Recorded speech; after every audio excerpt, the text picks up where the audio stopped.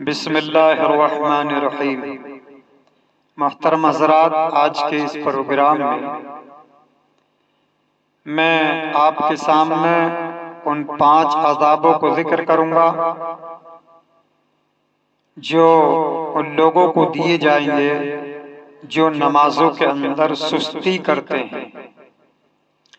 اور نماز کے اندر سستی کرنے کا مطلب یہ ہے کہ نماز کو دیر سے پڑھنا، نماز کو تاخیر سے پڑھنا، یا اسی طرح سے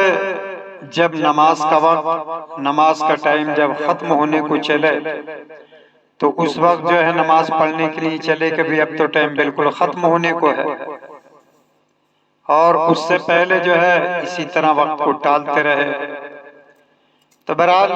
اس طرح سے نماز میں سستی کرنا یہ اللہ اور اس کے رسول صلی اللہ علیہ وسلم کے نزدیک یہ بھی ایک بڑا گناہ ہے،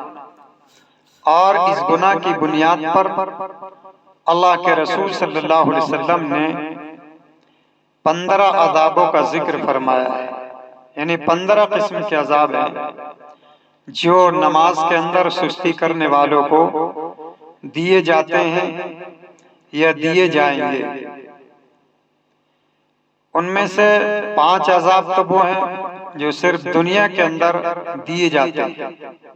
اور انہی کا تذکرہ اس وقت میں آپ حضرات کے سامنے کرنا ہے۔ دیکھیے، ان دنیا کے 5 عذابوں میں جو سب سے پہلا عذاب ہے وہ یہ ہے کہ جو شخص، چاہے وہ مرد ہو یا عورت ہو، جو بھی نماز کے اندر سستی کرتا ہے اور غفلت کے ساتھ، لاپرواہی کے ساتھ نماز کو پڑھتا ہے، تو اللہ تبارک و تعالی اس شخص کی عمر کی برکت کو ختم کر دیتا ہے، یعنی اس کی زندگی کے اندر برکت نہیں رہتی۔ اور دوسرا عذاب یہ ہے کہ صلح کا نور اس کے چہرے سے ہٹا دیا جاتا ہے، یعنی جو لوگ نیک ہوتے ہیں، دیندار ہوتے ہیں، اللہ والے ہوتے ہیں، ان کے چہروں پر ایک رونق ہوتی ہے، ایک نورانیت ہوتی ہے۔ لیکن جو شخص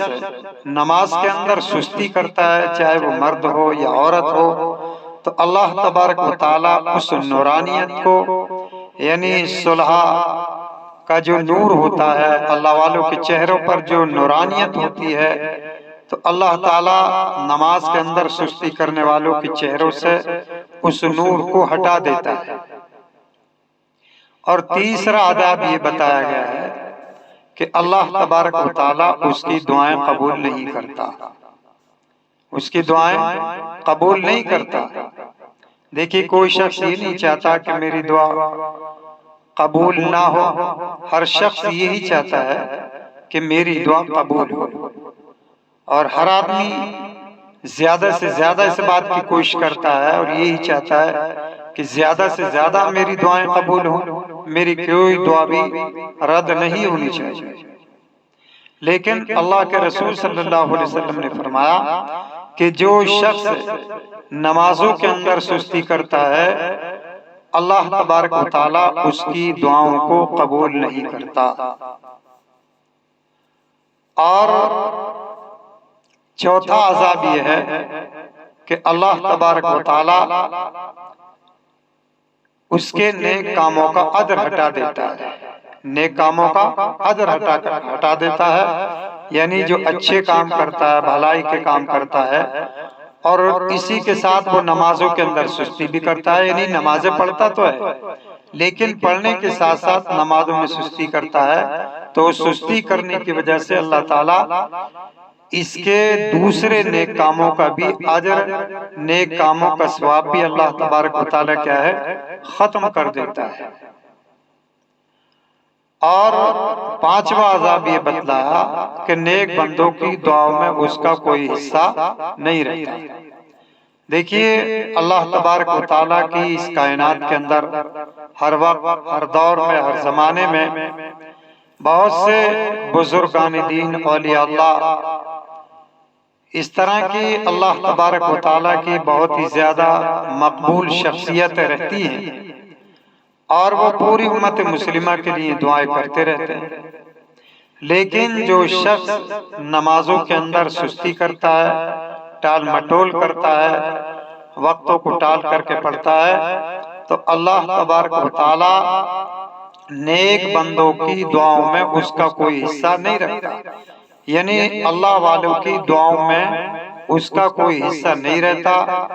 اللہ والوں کی دعاؤں سے اس کا حصہ ختم ہو جاتا ہے، کٹ جاتا ہے۔ دوستو یہ بھی ایک بہت بڑی محرومی کی بات ہے کہ اللہ والوں کی دعاؤں کے اندر ہمارا حصہ نہ ہو، نہیں بلکہ ہمارا حصہ رہنا چاہیے۔ اس لیے دوستو ہمیں چاہیے کہ اگر ہم یہ چاہتے ہیں کہ ہماری زندگی کے اندر برکت ہو، عمر کے اندر برکت ہو، اور اسی طرح سے ہمیں نیک کاموں کا ثواب مکمل طور پر ملے، اور اسی طرح سے صلح کا نور ہمارے چہروں پر آخری دم تک برقرار رہے، یا اسی طرح سے ہم یہ چاہتے ہیں کہ ہماری ہر دعا قبول ہو، اور اسی طرح سے ہم یہ بھی چاہتے ہیں کہ اللہ والوں کی دعاؤں میں ہمارا حصہ ہو، تو ہم کو چاہیے کہ ہم نمازوں کے وقت پر ادا کریں، اور نمازوں کے اندر کسی طرح کی غفلت، لاپرواہی اور سستی ہرگز ہم نہ کریں۔ اللہ تبارک و تعالی ہمیں اور پوری امت مسلمہ کو اس پر عمل کرنے کی توفیق عطا فرمائے۔ وآخر دعوانا الحمدللہ رب العالمین۔